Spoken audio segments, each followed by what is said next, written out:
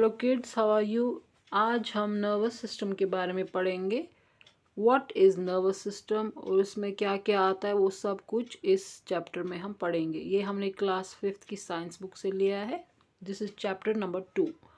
तो let us start. The nervous system. The nervous system also known as the controlling system control the different organs in our body. जो ये nervous system है ये control करता है, इसको इसीलिए बोलते हैं कंट्रोलिंग सिस्टम। ये किसको कंट्रोल करता है? Different organs in our body. हमारी बॉडी में बहुत सारे ऑर्गन्स है, हार्ट है, बाकी चीज़ें, ये सब को कंट्रोल करता है।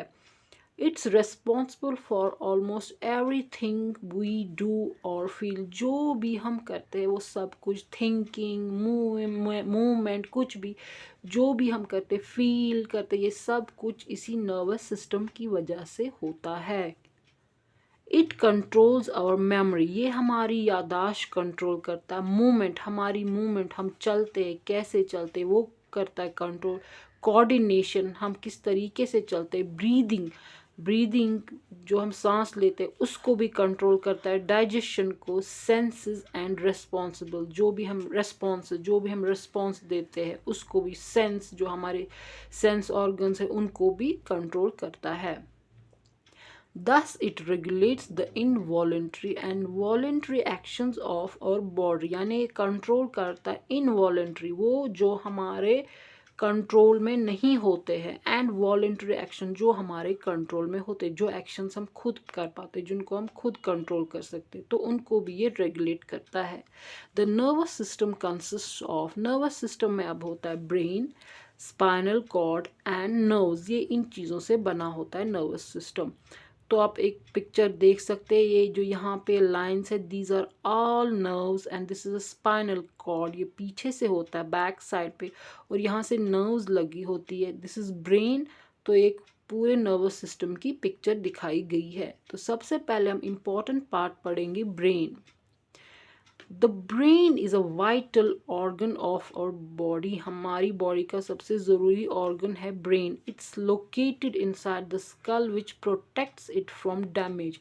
ये लोकेटेड होता है स्कल के अंदर, ताकि स्कल हड्डियों ऊपर से इसको हड्डियाँ होती है ताकि ये प्रोटेक्ट हो सके, क्योंकि ये बहुत वाइटल ऑर्गन है। अगर इसको थोड़ी सी भी इंजरी होती है तो इंसान की डेथ हो सकती है।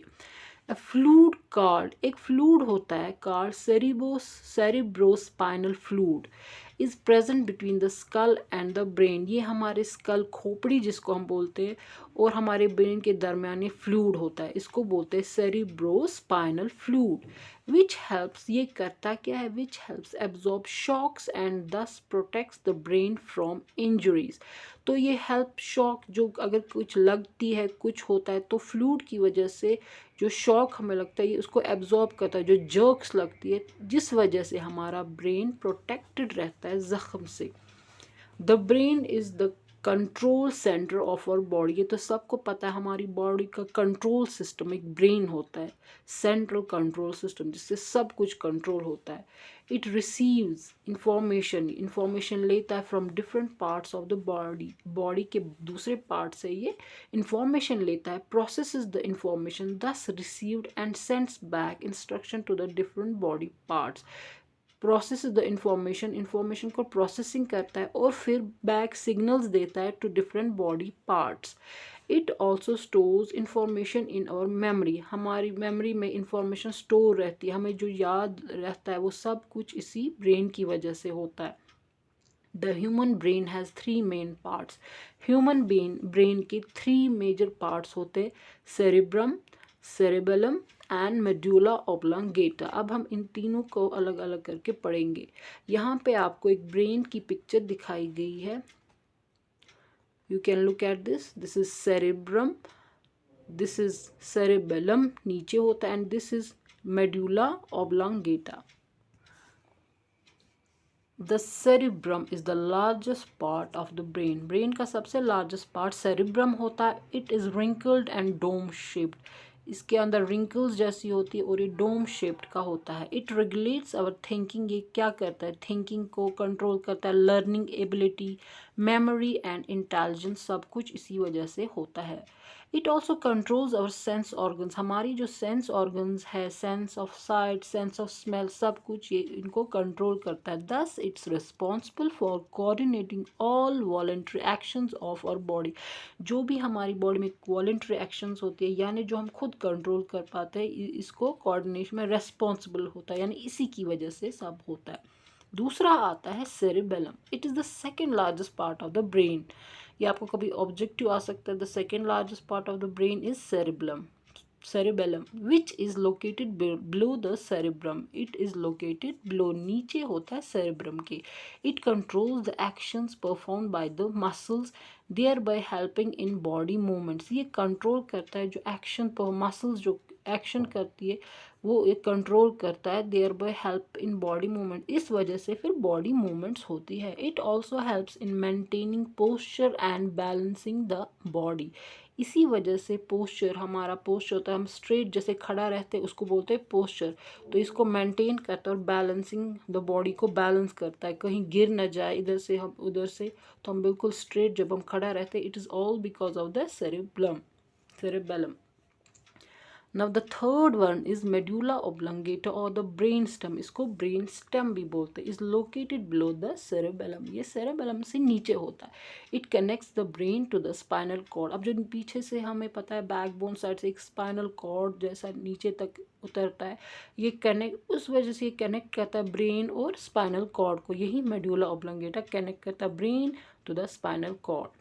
It regulates many involuntary actions such as breathing, involuntary actions you know जो हम खुद कंट्रोल नहीं कर पाते, जैसे breathing we can't control, ये होती रहती है। breathing, beating of heart, heart beat जो होती है, इट्स ऑल्सो इनवॉलेंट्री, इसको हम खुद कंट्रोल नहीं कर पाते, ये ऑटोमेटिकली होती है। Sneezing and expansion and contraction of जो लंग्स होती है, these are all involuntary actions.